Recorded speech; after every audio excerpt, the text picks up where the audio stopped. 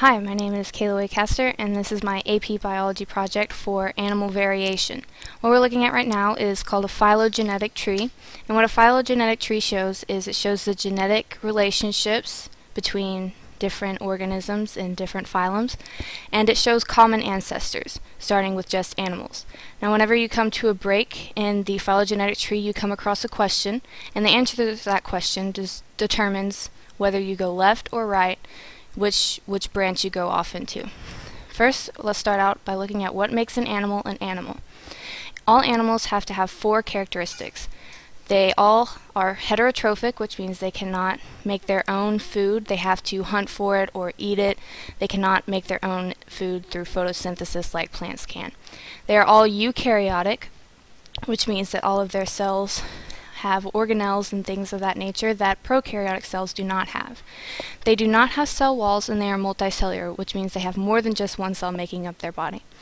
The first question we come to in our phylogenetic tree does the organism have tissue? If the answer is no, then we come to the phylum Porifera. Porifera is the only phylum that does not have tissue. Porifera is mainly defined as sponges. That's the only species in this group. They are asymmetrical, although some types of sponges can have bilateral symmetry. They are motile as a zygote, which means they can move, but as an adult, that's usually how we're used to see them. They are anchored to a rock, and that's where they mature and grow. So whenever they're a zygote, they find a place to plant themselves, and that's where they stay and grow. They have 2 types of reproduction: asexual reproduction through budding and sexual reproduction. Now, asexual reproduction through budding looks kind of like this. This is the mother or main sponge, and it starts to grow something off to the side. That turns into a smaller sponge, exactly like the one that it's branching off of. Eventually it falls off and it lands near to the one that it fell off of, and that's where it grows and matures. So that's why we usually see sponges close together like this, because budding will occur and they'll land close to it, and that's where they'll mature and stay. During sexual reproduction, the sponge will just release sperm or egg into the water and hope that an egg meets a sperm and that it is fertilized and turns into a zygote, and the zygote then finds a place to anchor itself. They can breathe through their pores, kind of like how they eat. They pull nutrients that they need out of the water by pulling it through their pores. They are parazone, which means they have no digestive tract. That is the only phylum that does not have a digestive tract. There are no tissues and no germ layers. It never enters the gastrulation stage. It is an acoelomate. It is a protostome, and what that means is that during gastrulation, if it did have a gastrulation stage, you would start out with a blastula, which is just a hollow ball of cells. And eventually they would start to curve in together, creating a canal, and that canal is the start of a digestive tract, but sponges do not have a digestive tract. But that would become how their food enters their body and how things get out of their body. A protostome means mouth first, which means the opening and the end of the gastrula, which is what the blastula turns into, is the opening to the mouth, and later the other end is formed. It is not segmented. There is no circulatory system. The structure of is made of spongin or spicules, which is like a chalky substance, and that's how they support themselves. The color that we actually see is made by symbiotic relationships of bacteria that live inside of the sponges. If without that bacteria, they're just kind of an ugly brown color. There are different types of sponges. One is calcarea or calcareous sponges, and what's pretty cool about these is that they possess all 3 types of sponges, all forms that sponges can take. They can possess asconoid, which has an indefinite shape, cyconoid, which has tubular shapes, and leuconoid, which has flagellated chambers. Demosponges make up about 90% of the population of sponges that most people are used to seeing, and glass sponges are pretty rare because they're only found in the depths of the ocean. Here is a look at the anatomy of a sponge pretty much, and this is how they get their nutrients out of the water and how they get anything that they need. They have these cells attached to their inner wall with flagellum, and the flagellum whip around and create sort of a vacuum, and that vacuum pulls water in through the pores, and then the nutrients are separated from the water and it's released through the giant hole in the top called the osculum. And these are some pictures of different types of sponges that people have found on the floor. After examining Phylum Porifera, we return to the question, does it have tissue? And if the answer is yes, then we come to another question. What is the number of tissue layers and what is the type of symmetry? If it is diploblastic, meaning it has 2 layers, and it has radial symmetry, we come to the phylum Cnidaria. Cnidaria is jellyfish. That's the most common thing that most people think of. They have radial symmetry, as just mentioned. They have 2 stages in their life, and in their first stage, in one of their stages, that's called a medusa, and that's the type of jellyfish that we are used to seeing. They are motile during that stage, which means they can move about freely. They are sessile as what is called a polyp, and that is what we usually think of whenever we see a sea anemone, things like that, things that are anchored to a rock. They have 2 types of reproduction, asexual and sexual. They have budding, just like Phylum Porifera did. They do not have any respiratory systems.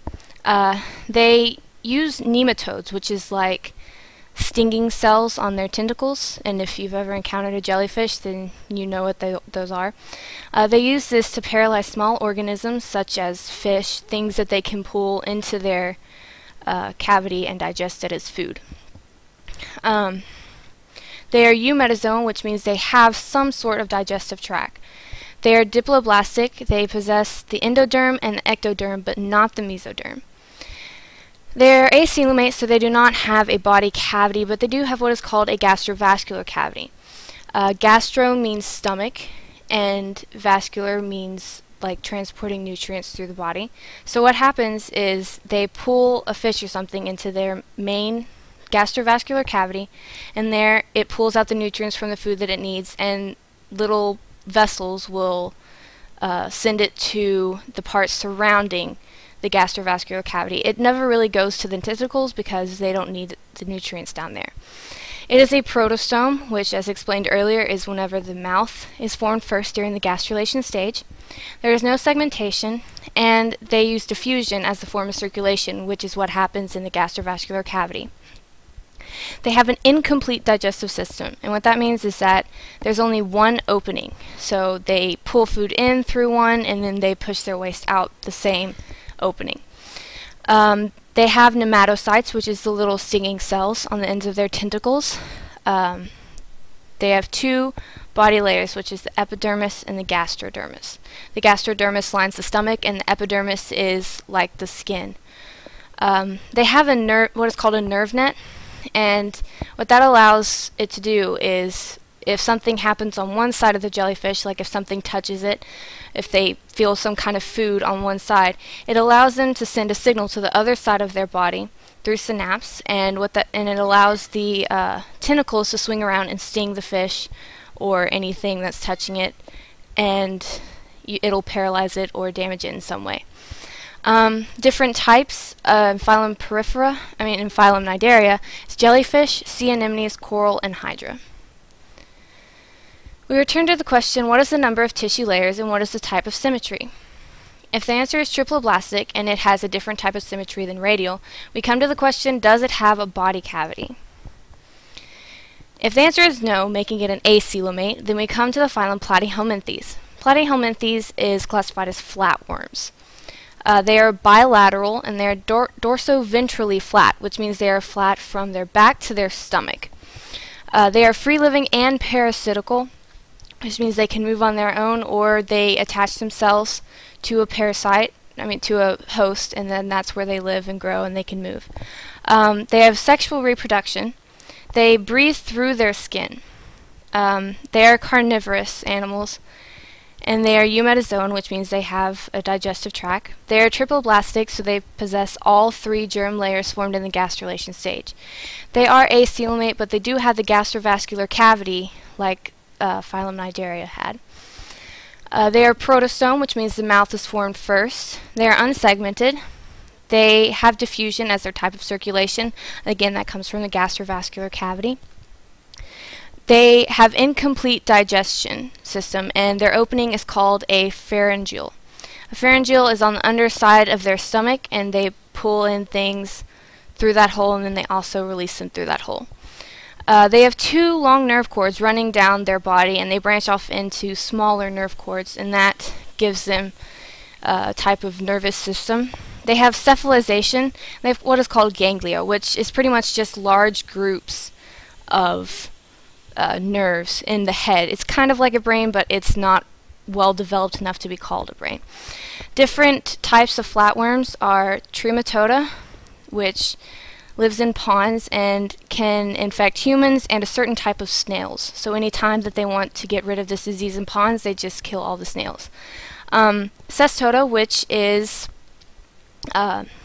the pork tapeworm, which attaches itself to the inside of people's intestines, and it can actually attach itself to the brain, the eyes, anything like that.